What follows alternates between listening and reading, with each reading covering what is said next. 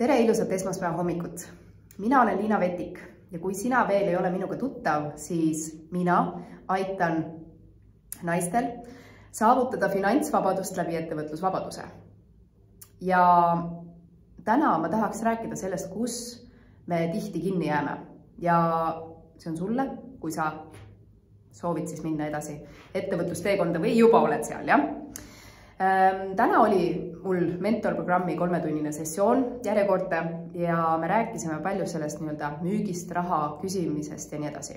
Ja üldse, mis on siis ettevõtluse käivete edu taga. Ja üks probleem, millest me siin juttu tegime, oli see, et kus siis tegelikult müügis lähevad asjad valesti.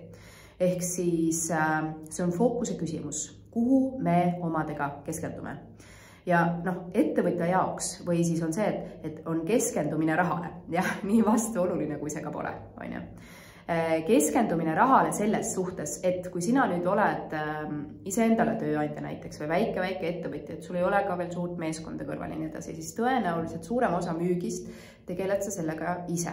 Ja nüüd on see küsimus, et kui sa lähed müüma, siis kus on sinu fookus? Ja tihtipeale fookus, kus on seal, et sa keskendud sellele, et kas ma nüüd saan selle kliendi või ma ei saa seda klienti. Ja mis selle kliendiga siis et mis ma pean tegema, et ma saaks selle kliendi. Aga nüüd, miks on sulle nii oluline saada see klient? Ja vaata, sellega on see lugu, et klient tunnetab ära.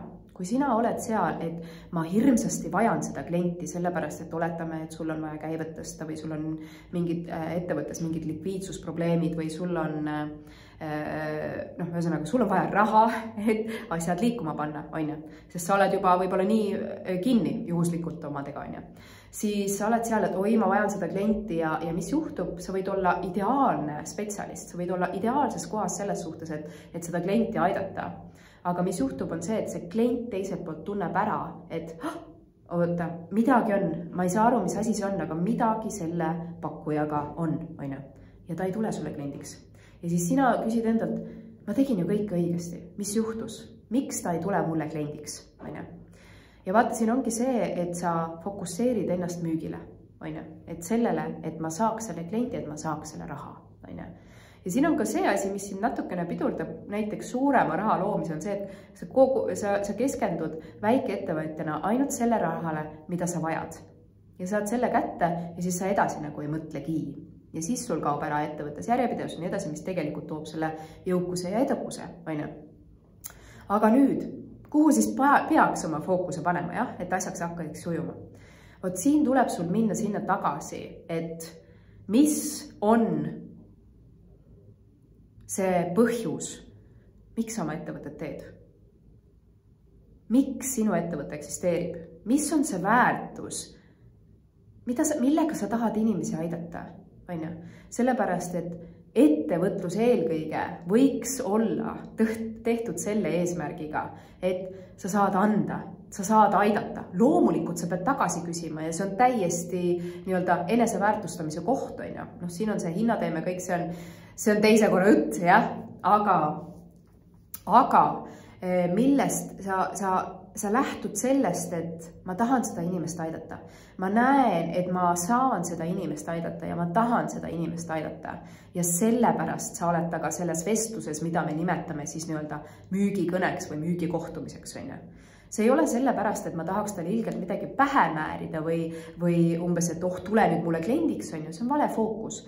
Fookus on see, et ma sain inimesega kokku, kes vajab abi, ta on minu klient, potentsiaalne klient, ja ma tahan teda aidata, ma tean, et ma saan teda rohkem aidata, ja see ei ole nii, et tema peab ka olema valmis seda abi vastu võtma.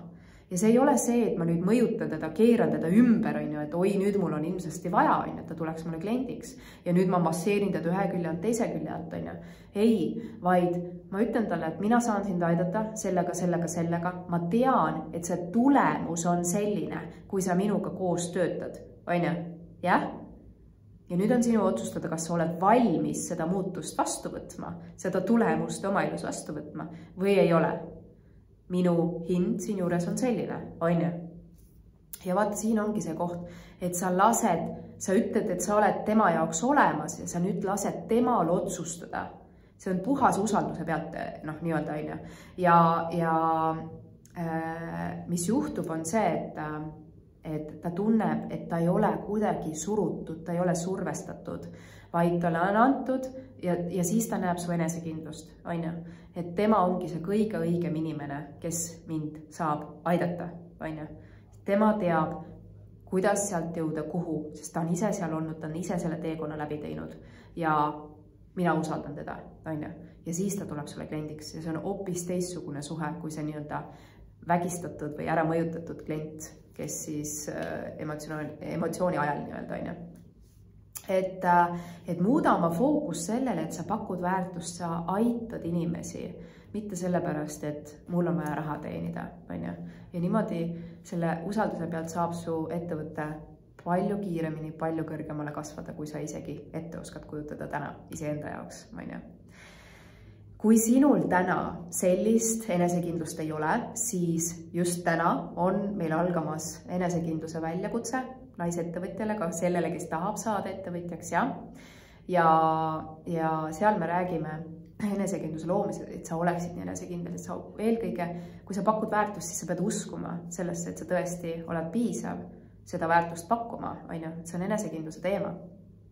Ja ma kutsun sind väljakutsele, selle väljakutse lingi sa saad siit ja selle väljakutse nii-öelda nimi on siis julgus käia südameteed, ja seda enesekindlalt, eks.